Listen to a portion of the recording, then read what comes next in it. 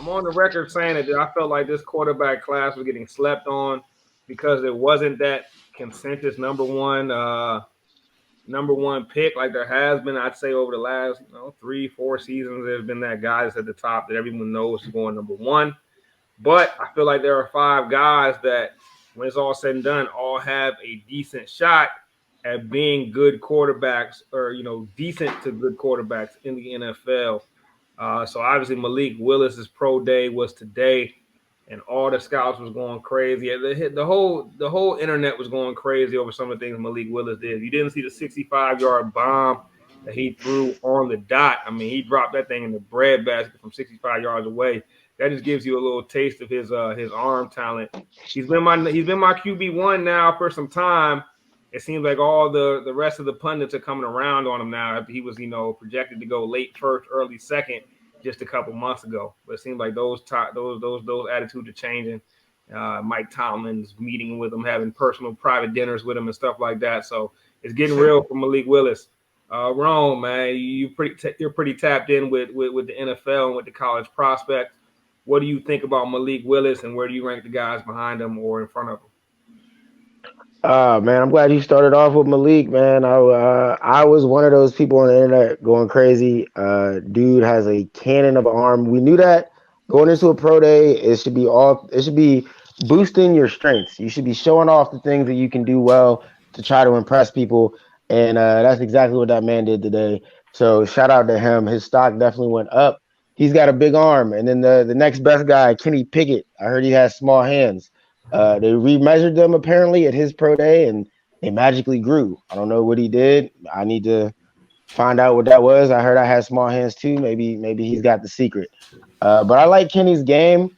I don't think I like it more than Malik's though, man. If I'm ranking them, if it's me, if I'm a GM, I'm putting my money on Malik coming out the draft first, man. Like I think he is a more dynamic threat. I think he's got that big arm, and he's got the running ability to really threaten teams, man. Because like a Deshaun Watson, like how we were just saying, when you can run and throw it deep like that, the defense has too much field to cover, puts the entire defense in a bind. Those are the kind of quarterbacks you don't want to pass up on. Who's got the number 2 pick? The Lions, I believe. Unless someone trades up, I don't see how they keep Jared Goff over potentially grabbing a franchise changer like Malik Willis. Good point. Good point. I think Malik's ceiling is through the roof. I mean, his ceiling is crazy. He's got the running ability. He's got the pass. He's got the strongest arm out there. If I'm being honest, I think Malik is going to have to get to a coach that not only truly believes in him, but truly has a plan for him. So I do think there are some aspects of his game that are raw, and I think he's got to continue to build on, some of the details of playing quarterback at the next level. But all the intangibles are there. Like you, I love Malik's game. I think because the ceiling is so high, he's my number one prospect. But I must admit, the tape, when it comes to the tape, I like Kenny Pickett's a little bit more. Kenny Pickett, to me, looked a lot like Joe Burrow in his last year at LSU, and he had a similar leap from junior year to senior year. And that's something that always catches my eye, because to me, that shows me a guy that figured it out. And Kenny Pickett, I'm very, very high on. Like, if Malik Willis is my quarterback 1A, Kenny Pickett is my 1B. And the only thing I think preventing Kenny Pickett from really being that 1A is the arm strength. I compare him to Joe Burrow a little bit, but he does not have Joe Burrow's arm strength. And I think that's the main difference between the two. But Kenny Pickett has the ability to get up out the pocket. He can run a little bit. He can fit balls in the tight windows, and he can just do things that some of these quarterbacks really are unable to do. So it'll be interesting to see what the scouts think when it comes to first quarterback off the board. I think that's going to be a real toss-up to a lot of front offices. Do you want to go with the straight potential play, or do you want to go with the guy who might be a little more ready to step in day one and give you somewhat of a semblance of an NFL offense? So that'll be interesting. Scruff, what you thinking about the quarterbacks here? All right, so before I rank the guys, I'm gonna just say a little something about my evaluation of the class as a whole. So I'm gonna be honest. Like I think people been saying the quarterback class is a little weak, and I think that's a fair evaluation because you don't have a clear cut one in this situation. I actually think even though Malik Willis is starting to separate himself potentially, and he might end up going first, I still think that there's like really this quarterback prospect really goes about 4 or 5 deep, in terms of like quality ish, and then there's a huge drop off after that. So let me just say that. But I'm gonna go backwards. I'm gonna go 3, and I'm gonna go down to 1. So my number 3 guy I have is Kenny Pickett, and I see him going number 1 on some boards. So I like Kenny Pickett. I think he has a lot of he checks a lot of the boxes. He's made some really big plays in Pittsburgh. Just something about him. I don't know why, but it's just an eye test thing. I just feel like he's gonna be good, but he's not gonna be great. And that's just my personal feeling on Kenny Pickett. But I mean, I see him being really good. Like a late first rounder for a team like Pittsburgh. You know what I'm saying? If he's on the board, I think he makes a lot of sense for a team in that position. Number 2. Actually, I have Malik Willis as my number 2 quarterback. I like Malik Willis a lot. I knew that people were going to become enamored with him in this particular stage in the process because of his intangibles in terms of his size, his strength, his arm strength, and he is an extremely gifted runner. Now, he's not exactly, when I say gifted runner, he's not exactly that fast if you're really watching the tape, but he does know how to move the ball. He knows how to make people miss. He had a stat, he actually most missed, he made the defense miss more than anybody, and that's including running backs last season, Pro Football Focus stat. So that's pretty solid stat for a quarterback at this next level. I like the dual threat quarterbacks. I think he'll be pretty good. And I think he's going to be, we talk about the quarterback prospect. I don't see any of these guys really being a number 1 guy, number 3 overall. So if teams in the top 5 pass on a guy like that, I totally understand. But I think, he might draw some interest from a team like the Atlanta Falcons at 7. So I could see him going first overall, in terms of being the first quarterback on the board. But my number 1 guy is Matt Corral. I like Matt Corral because when I'm looking at the tape, and I'm just really trusting my eyes here.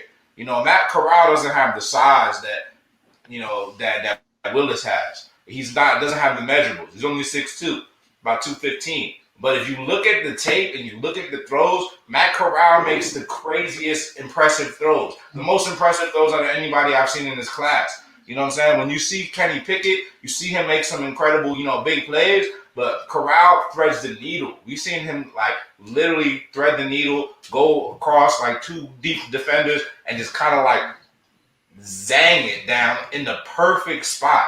You know what I'm saying? And I trust my eye. The velocity on the ball is crazy coming off the ball with Matt Corral. This boy flings it across the field. Great mechanics. He's also got an extremely, he's probably got the best arm in the class in terms of pure arm strength.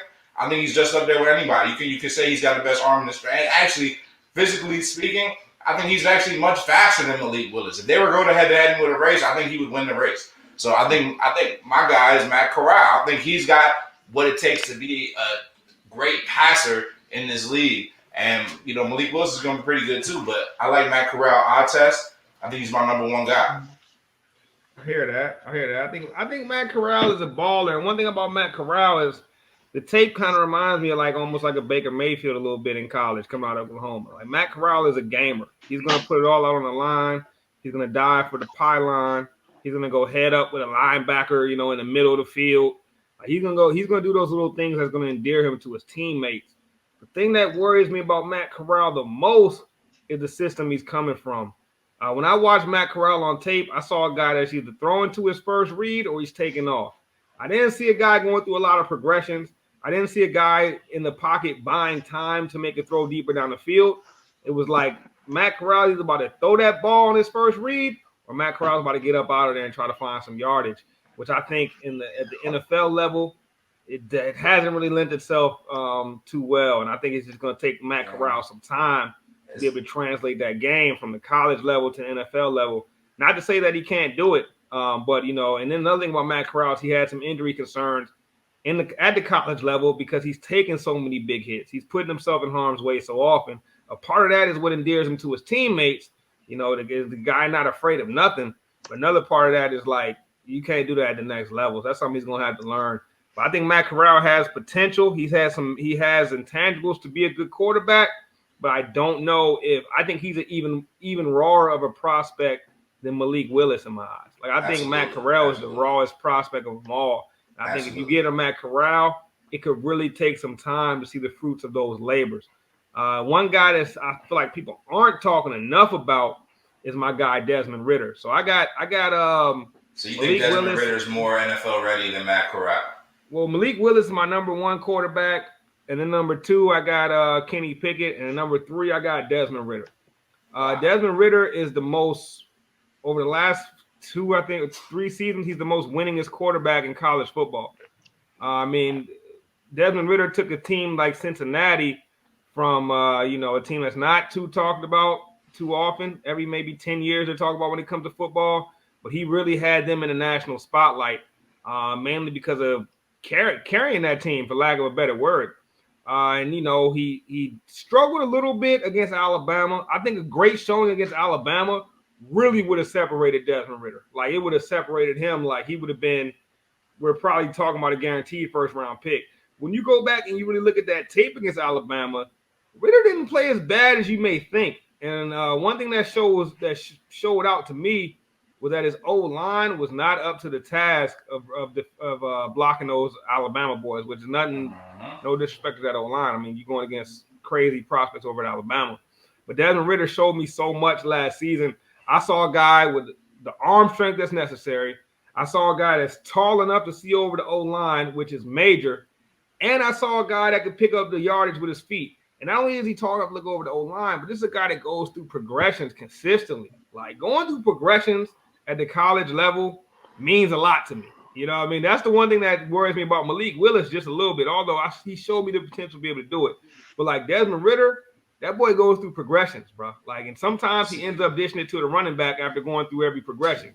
And when I see that on a consistent basis, I'm like, all right, this is a guy whose game may be able to translate quick. And I think when he ran that, he ran like a 4.4 or something at the combine, real low 40 time, I was like, okay, that kind of cements what I saw on tape, because Desmond Ritter's a hell of an athlete too. And when you talking about a guy that's almost 6'5", that can run that fast, you're starting to look at a mold of like a, Ryan Tannehill mixed between maybe like a Josh Allen, somewhere in between there. And that's going to be hard for an NFL team to turn down. I'm almost convinced that Desmond Ritter ends up being a first-round pick, that one of these teams falls in love with those measurables and that ability that he's possessed. The only thing I think about Desmond Ritter, and like you talked about the Alabama game, and I think that exposed a little bit of the chink in his armor. Another thing is like I think his mechanics might need to get adjusted a little bit. Getting a lot of balls batted down at the line of scrimmage against them boys in Alabama. You know what I'm saying? I mean, obviously, you know what I'm saying, he's got the talent. I don't know. You know what I'm saying? I almost ranked him over Kenny Pickett, though, honestly. But Matt Corral is the best passer in the draft. And I'll add to that. He might be a raw prospect, but Desmond Ritter is a lot more raw, period. And Matt Corral, I think he's going to take a little time, but when it's all said and done, I think he's going to be the best quarterback in this class. I definitely don't think that Desmond Ritter is more raw than Corral. I think Corral is I don't know though. I mean, I could be wrong. I do like Matt Corral. Don't get me wrong. Like I think all these quarterbacks are really underrated, and I think even one more that's pretty underrated is Carson Strong. I mean, Carson Strong is another guy. He's strictly a pocket passer though, and the days of pocket passers really being the go-to prospects now, the guys that can't move at all, those days are kind of over. But it wouldn't surprise me if Carson Strong ends up being something legit in this league. Like, this dude got a great arm, great pocket presence. He might not be fast, but he knows how to find the lanes. He knows how to move in the pocket to buy himself just enough time to find the guy down the field. So it's another guy that I think people are sleeping on is Carson Strong. It wouldn't shock me to see him going. It wouldn't shock me to see this top 5 quarterbacks go within the first 2 rounds, all 5 of them. And I think that would surprise a lot of people, but it wouldn't shock me at all. So we're going to see, man.